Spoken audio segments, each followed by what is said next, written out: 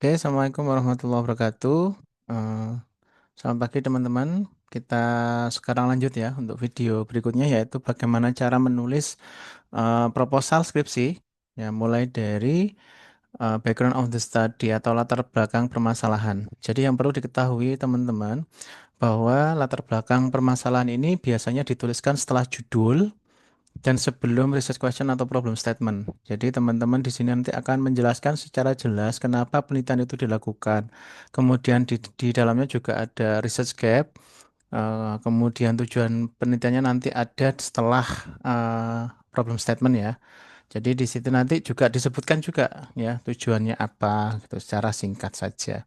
Nah, tujuan daripada penelitian apa namanya background of study atau latar belakang permasalahan itu adalah untuk memberikan penjelasan ya secara signifikan dan juga eh, menarik minat daripada pembaca ya untuk membaca isi dari penelitian Anda ya termasuk juga memberikan overview dari permasalahan yang diteliti seperti itu.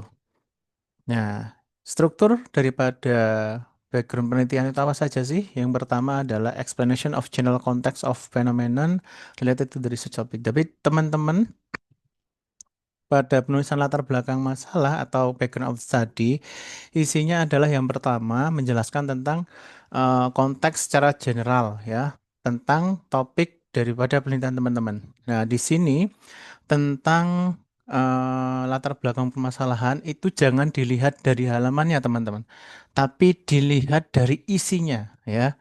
Jadi tidak perlu panjang lebar sebenarnya. Jadi kalau misalnya dalam penulisan skripsi cukup kalau saya mungkin 2 halaman sudah cukup ya untuk menuliskan isi daripada latar belakang. Yang pertama teman-teman bisa menjelaskan tentang eh, pengetahuan umum ya tentang topik teman-teman. Nah ini bisa dituliskan dalam kalau pengen panjang mungkin bisa 1, 2, 3 paragraf bisa. Kalau dalam artikel mungkin lebih singkat ya, mungkin hanya 1 paragraf sudah cukup. Kemudian yang kedua adalah berisi tentang research gap ya. Jadi mengidentifikasi problem secara spesifik itu dituangkan dalam research gap. Di sini teman-teman itu menyajikan apa saja penelitian yang sudah dilakukan. Kemudian di situ nanti teman-teman langsung kritik ya. Namun misalnya penelitian A, B, C, D, E, F, G meneliti tentang A. Ya, dengan menggunakan misalnya kalau dalam metodologi penelitian menggunakan kuantitatif atau kualitatif. Nah, kemudian teman-teman kritik tuh. Oh iya, berarti kuantitatif, kualitatif sudah pernah dilakukan. Nah, mungkin yang sedikit atau jarang dilakukan menggunakan pendekatan mixed method seperti itu. Misalnya ya, ini kalau dalam konteks metodologi. Atau konteksnya misalnya penelitian ini dilakukan seringnya di daerah atau wilayah negara-negara yang maju di Eropa, Amerika, tapi yang berkembang belum misalnya. Atau ini dilakukan di negara selain Indonesia misalnya. Di negara-negara lain namun dalam konteks Indonesia masih belum dilakukan. Misalnya seperti itu.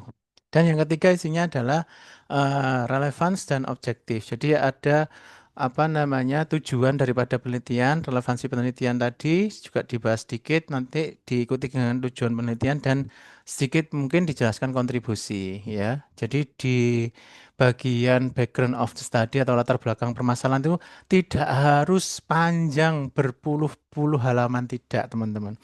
Jadi sebenarnya kalau orang yang sudah senang nulis itu malah biasanya lebih simpel, cukup 1, 2 halaman ya. Kalau skripsi biasanya 2 halaman sudah cukup. Kalau itu bagi saya sudah cukup untuk menjelaskan tentang background of study. Tapi kalau teman-teman pengen banyak, ya monggo. Asal tidak lepas dari 3 isi ini ya. Mungkin nanti bisa diperpanjang di bagian yang pertama atau bagian kedua. Oke, berikutnya ini contoh ya. Ini adalah contoh. Ini sudah saya kasih warna. Warna merah, warna biru, dan warna hijau. Warna merah ini menjelaskan tentang pengetahuan umum, kemudian warna birunya menjelaskan tentang research gap dan atau kritik, dan warna ketiganya menunjukkan relevansi dan tujuan ya. Oke. Hmm. Ini contoh, contoh ya. Jadi di sini adalah pengetahuan umum ya tentang penggunaan teknologi ya. yang mempengaruhi pendidikan. Kemudian yang warna biru ini adalah tadi research gap-nya, ya, research gap-nya di sini. Kemudian yang warna hijau ini adalah relevansinya, ya, relevansinya sama tujuannya, ya, seperti itu. Jadi intinya isinya hanya ini aja. Nah, ini kalau dalam versi singkat satu paragraf ya. Nanti teman-teman bisa jabarkan sendiri mungkin dalam berapa paragraf misalnya untuk pengetahuan umum tiga paragraf, kemudian untuk research gap-nya misalnya satu paragraf, kemudian untuk yang relevansi dan tujuannya satu paragraf misalnya seperti itu ya. Terserah, nanti tergantung teman-teman ya. Intinya isinya tidak lepas dari tiga hal tadi. Nah, ini contoh lainnya. Nah, misalnya yang ini untuk yang merah ini juga sama ya. Ini adalah pengetahuan umum. Kemudian berikutnya kritik ya atau research gap-nya. Banyak student still struggle with speaking English ya. Memang banyak siswa, jangankan siswa mahasiswa juga ya, masih apa ya bekerja keras untuk menguasai speaking. Nah, ini. Kemudian tujuan daripada penelitian ini dijelaskan. Nah, itu ya. Jadi di sini juga ada one of the primary challenges is lack of the speaking practice opportunities in traditional English classes. Lah ini menunjukkan kritiknya ya. Oke, berikutnya untuk penulisan apa namanya literatur review ya. Nah, teman-teman harus mengetahui dulu strukturnya. Biasanya itu seperti ini, ada relevant theories for research ini harus teori-teori yang digunakan berdasarkan topik penelitian teman-teman sendiri ya. Ya, misalnya speaking berarti teorinya tentang speaking, kalau writing tentang writing, kemudian kalau misalnya penggunaan AI berarti tentang ICT dan lain sebagainya ya. Kemudian previous studies ini adalah penelitian-penelitian terdahulu yang berkaitan dengan topik kita ya. Misalnya kita mau meneliti tentang penggunaan AI dalam meningkatkan kemampuan speaking siswa misalnya. Maka kita fokus saja ya. Penelitiannya yaitu tentang penggunaan AI. Jadi AI di situ jelaskan yang digunakan untuk speaking. Itu pasti sudah banyak teman-teman. Nah, teman-teman nyarinya bisa di Google Scholar ya. Kemudian ada key concept used in the research. Nah, ada konsep kunci daripada konsep dasar yang digunakan dalam penelitian. Nanti bisa teori-teori atau konsep-konsep miliknya para ahli boleh ya. Kemudian conceptual framework ini kalau nanti teman-teman menggunakan kuanti ini biasanya sering digunakan. Kemudian ada research gap. Nah, ini ya, research gap tetap dibahas itu untuk memperjelas apa sih sebenarnya urgensi dari penelitian kita itu ya. Apa sih novelty daripada penelitian kita itu bisa terlihat jelas di research gap. Cuman ini kalau di artikel nanti mungkin sedikit berbeda ya, mungkin lebih ringkas. Nah, literatur review ini teman-teman bisa memperbanyak ya, berapa puluh halaman terserah ya. Yang penting isinya tidak lepas dari ini. Ini contoh ya, contohnya seperti ini. Ya, ini relevan teori-teorinya siapa? Lah, misalnya ini miliknya Bandura, miliknya Pigeon, kemudian Vygotsky, ya, dan sebagainya. Nanti teman-teman terserah siapa, ya. Kemudian ini previous studies misalnya, ya, banyak penelitian yang meneliti tentang English language teaching, ya. Nah, di sini dijelaskan miliknya Sari, kemudian miliknya Rizky, kemudian Hendra. Lah, itu nanti yang dihubungkan dengan penelitian-penelitian kita. Jadi topik-topik ini tidak jauh berbeda dengan penelitian kita. Nah, kemudian key konsepnya nanti speaking skill dijelaskan ya. Konsepnya berdasarkan siapa? Ini miliknya Richard Roger, kemudian ada Wills, kemudian ada Godwin Jones. Nah, ini konsep-konsep ini juga perlu dijelaskan ya, teman-teman. Kemudian conceptual framework misalnya ini teman-teman biasanya ya tapi kalaupun ada boleh untuk penelitian kualitatif cuma seringnya di kuantitatif ya untuk conceptual framework atau modelnya. Nah, modelnya ini diadopsi dari siapa, berdasarkan siapa gitu ya. Berikutnya research gap lah di sini. Apa sih bedanya penelitian kita dengan penelitian-penelitian sebelumnya? Nah, di sini dijelaskan. Nah, most previous studies such as the Sari tadi sama Rizky focus on the use of language application and TPLT, but do not explore lah ini.